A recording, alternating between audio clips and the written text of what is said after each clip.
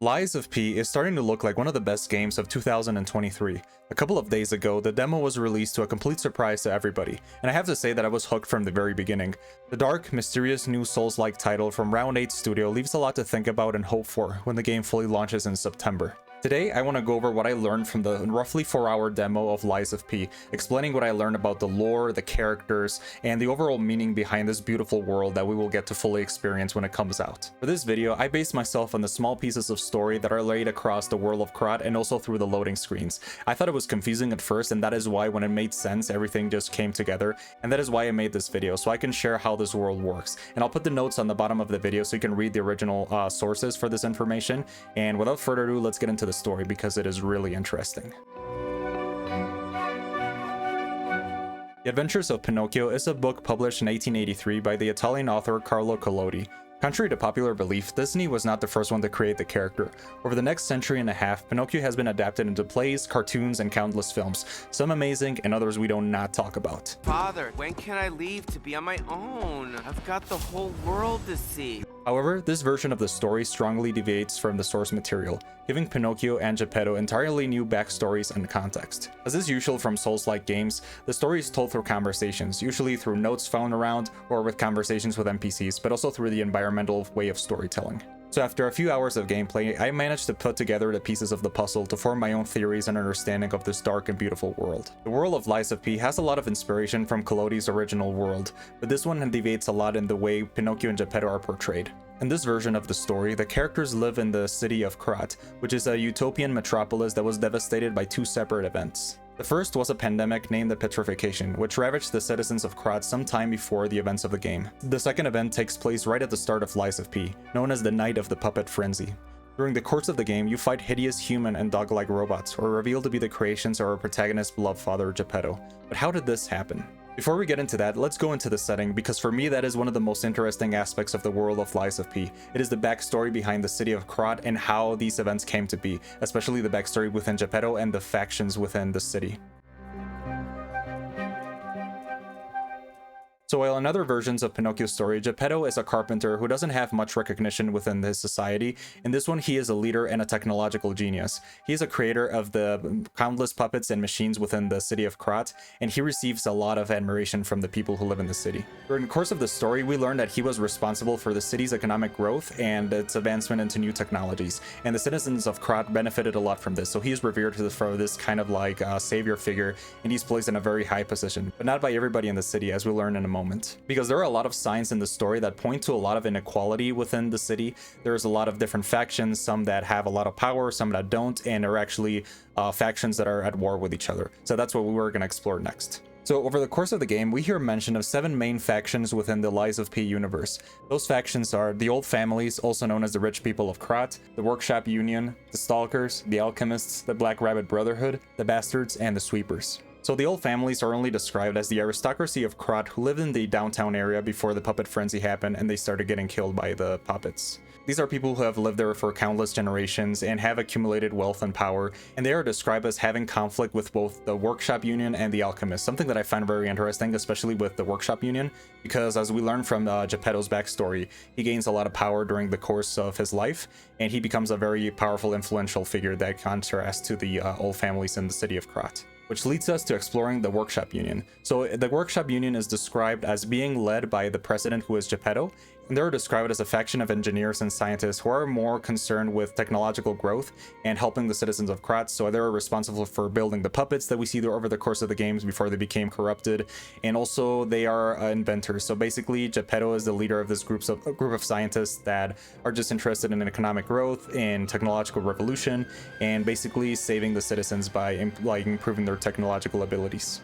Then we have the Stalkers, which are the armed guards that protect the families of Krat. So basically they're like this sub-faction of the Old Families that protect them, and are basically, from what I understand, are a group of warriors that just are specialized in fighting and protecting the streets and the interests of the Old Families. And that's pretty much all the information we have on them. And also we hear mention of a character named the Legendary Stalker, and although we don't have much information about her, it sets for a really interesting story. Then we have the Alchemists, which is another faction that most likely helps the Workshop Union, because they're the original researchers of the substance called Ergo, which is what powers all the robots in the city of Krat, and it's actually what gives Pinocchio his powers while upgrading his levels in the game. So the alchemists actually live in a separate island from the city of Krat. From what I learned, they're called the alchemists of the Isle. And we don't know if they're going to be an ally or an enemy, but I think they're most likely going to be an ally from their relationship with Geppetto and the Workshop Union. The Black Rabbit Brotherhood is only briefly mentioned in the game, but it features primarily in the trailer, which is shown as a group of gangsters with rabbit masks, and they are looking for Pinocchio. So this might actually be the major antagonist force within the Lies of P universe, and they call Pinocchio a liar, and are basically, from what is shown, they're trying to find him and possibly kill him, so it'd be interesting to see how this group operates within this universe. After that, we have the Bastards and the Sweepers, which are two groups that are at war with each other. So basically, this probably has roots in the inequality in the city of Krat that takes place before the story. And I think there is not much information about them, but we were probably going to see them as enemies. There's only information about the Bastards, that they're allies with the Alchemists and the Workshop Unions, so we might have an incentive to join them at the beginning of the game, but we're probably going to learn later that the Sweepers also have their own point of view.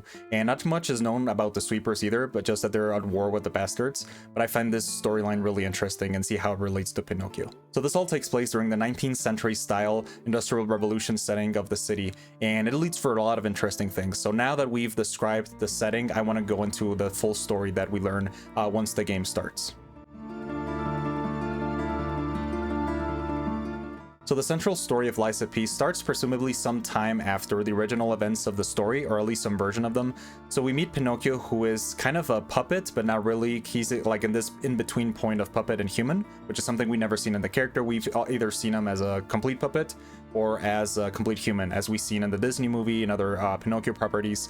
But in this one, we kind of like see him in this intermediate point. And we'll explore more about Pinocchio in a little bit, but I want to explain how his relationship with Geppetto started. And Geppetto, like I said before, is this technological genius who focuses on these machines. He's basically like the creator of all the technology in the city of Krat. He created all the machines that we see throughout the city. And these machines are really interesting because they're basically the workers of the city, so they become kind of like the policemen, the labor workers. It's basically like Detroit Become Human, just in like a 19th century style, which is really interesting.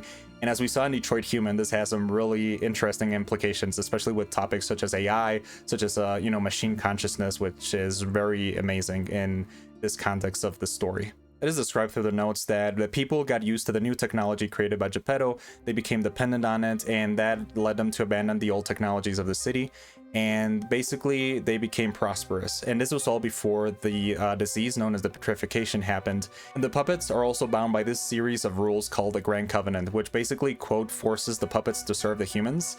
And it is also mentioned that some of the puppets ignore the covenant, they rebel and go their own way, which kind of has like some strong Detroit Become Human implications, which is a story where machines are basically created to serve humans, but they gain consciousness and realize that they have to break in order to gain their freedom, which sets some really interesting precedents for Life of P if it really becomes a story about AI philosophy. And this idea of the Grand Covenant is really interesting because it shows us that the puppets work in a way that not even Geppetto understands. One day, a strange disease started spreading among the citizens of Krat. It turns their body into a stone-like substance and kills them in a very slow and painful way.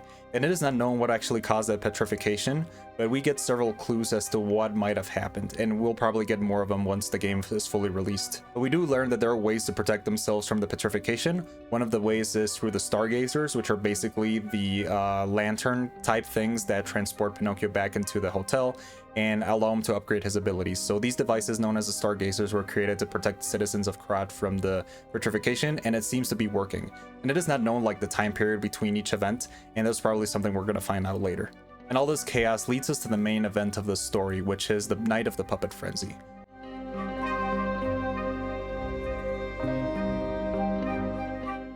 One day, the citizens of Krat were just going on about their day, when suddenly the puppets started acting strange. Suddenly the police officers, the station guards, and some of the other workers started behaving in very violent ways.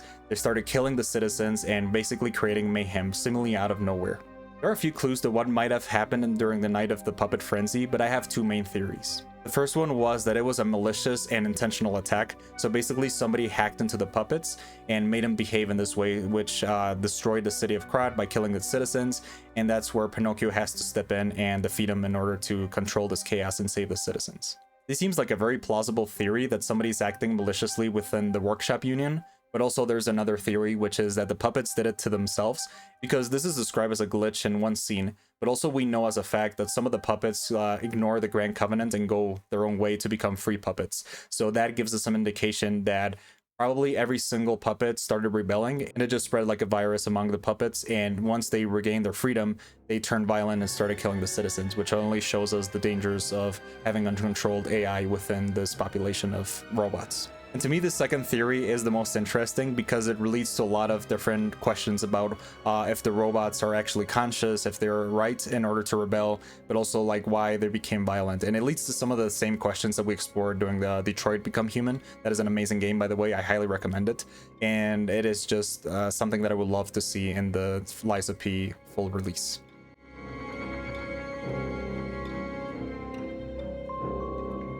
So now let's explore one of my favorite aspects of the Lies of P demo. During the course of the game, we get to see Pinocchio battle these crazy robot puppets, but we are unsure what Pinocchio actually is. Even though Pinocchio looks exactly like a real human boy and moves like him and acts like him, we get several indications that he is actually a puppet or a person in between a puppet and a human. And this leads to one of the most interesting aspects of Pinocchio's character in this iteration in the Lies of P. So my personal headcanon is that Pinocchio originally was a robot created by Geppetto in order to become like a father, because this like reflects the original story both in Carlo Collodi's original book and the Disney movies. So Geppetto creates Pinocchio to be kind of his adopted son out of a tree, and in this one he probably created him out of mechanical parts like a robot.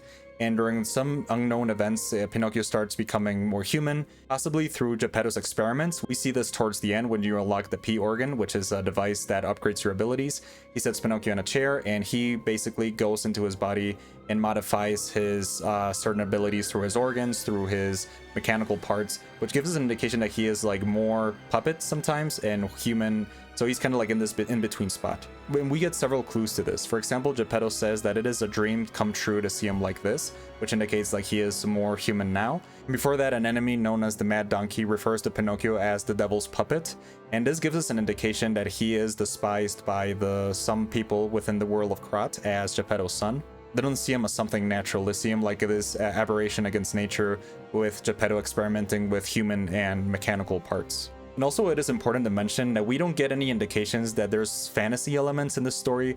Everything appears to take place within science fiction territory. So everything is explained through scientific experiments, through robots, creations, AI, energy sources such as the Ergo. And that is very interesting because there is no like special fairy dust like the fairy godmothers that turns Pinocchio into a real boy. It's all based on genetic and technological engineering, which I find really, really interesting. And this idea that Pinocchio is not fully human and not fully mechanical leads to an interesting idea, which is what it means to be human. And back to what the Mad Donkey says, referring to Pinocchio as the devil's puppet, we realize that he is treated as an outsider. People treat him like an outcast. They don't understand him. Some of them are afraid of him. And this is something we've seen over every iteration of Pinocchio's story. For example, most recently in the Guillermo del Toro's Pinocchio movie, where he's also treated as an outcast. He learns like how his purpose in life is as a puppet, as something that has never been seen before.